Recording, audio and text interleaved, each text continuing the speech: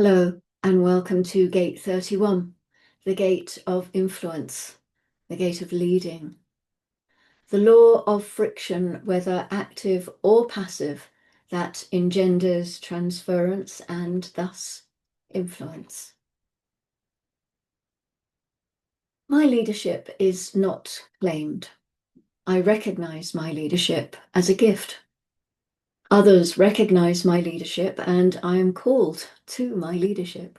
My influential voice speaks, shaping ways other people perceive direction, possibility, and evolution. I lead, and I am recognized. I lead, and as I lead, I share and offer my influence, and my influence weaves tapestries for my followers.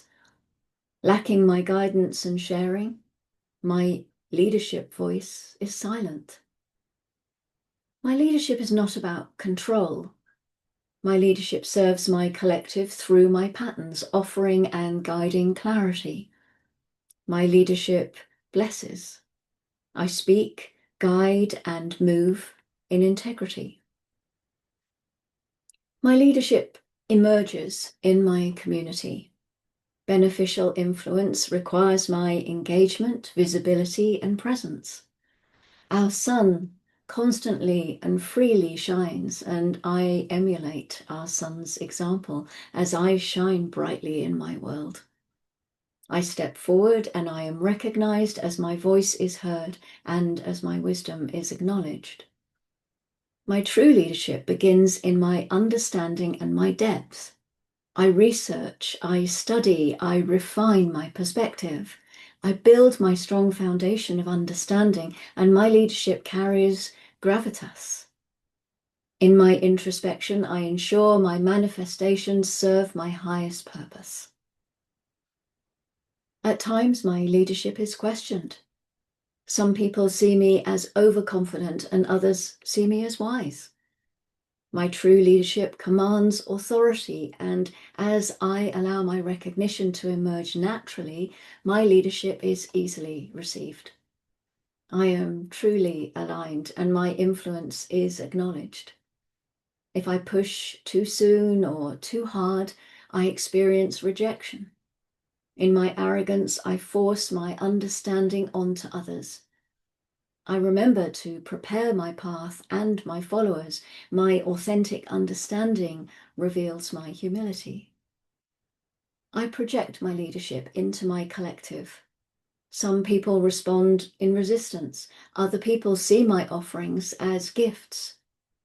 My discernment is essential.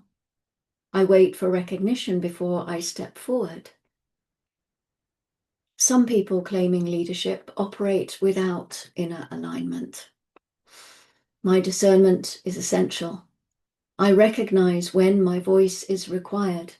I avoid seeking my position. When my position is truly aligned in my wisdom, my leadership is effective.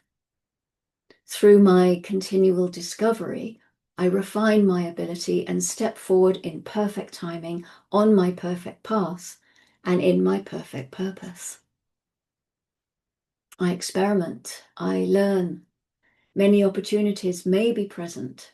I dutifully explore and examine every detail before making my choice. My true leadership requires being fully aware of where my service is appreciated. I lead in purpose. My influence is a reflection of my purpose. Do I speak for my own gain, or do I speak to guide? If I lack purpose, I can fumble, I can err.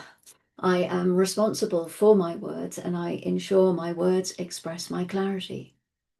I shape my external environment by my ability to see possibilities.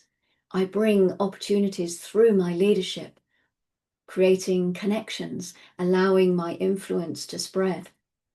I recognize my relational authority in my position. I require leading in my integrity, knowing my influence extends far beyond myself. My leadership ability is powerful. I may be seen as threatening or as a welcome salvation. and I understand my risk in believing too strongly in my own perspective. My true leadership is less about claiming what I believe and more about guiding others in deep inner understanding. When my wisdom is clear and my motives are pure, my leadership is well received. My timing is vital. My influence may be undervalued if I step forward randomly at the wrong moment.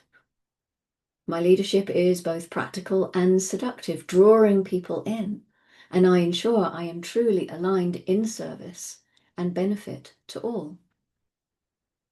I live in my leadership daily. My words require my action, experience, and commitment. I embody my insights, proving them through my actions, my integrity, and my timing. My highest form of influence is staying silent and being. My presence inspires trust. My actions confirm real change. Some people lead in words alone. I lead and I live my truth. I instruct and I guide, and more importantly, I model my leadership in my embodiment. I stand, I observe, I act in perfect timing. I trust my true influence and I require patience. When I live my wisdom, my world follows. I am recognized. I am invited. My true leadership sees clearly, speaks wisely, and trusts my process of recognition.